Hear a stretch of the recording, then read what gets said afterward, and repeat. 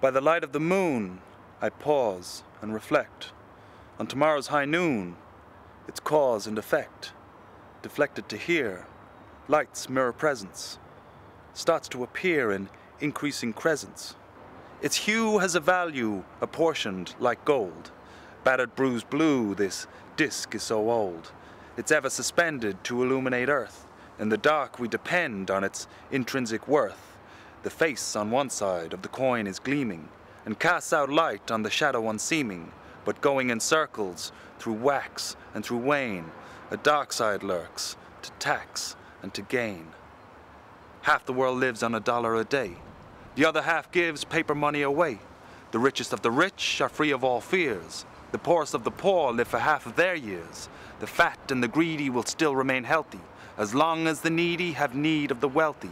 It's thanks to them we bear witness to this social unrest and the government's sickness, repaying interest. Because the world is empowered by those in public office. Ideals are devoured by this broken promise. It bears the name Bank of, insert your own nation, while bearing the rank of private corporation. But who was at first stretched out the kind hand to the worst of the worst to feed his demand, to pick on the victim, unknowing or poor, and while they're down kick them, provoking to war, by lending out paper that's backed by no good. The repayment comes later, the common currency's blood. As workers strike and rulers strike back, all for the like of the money they lack.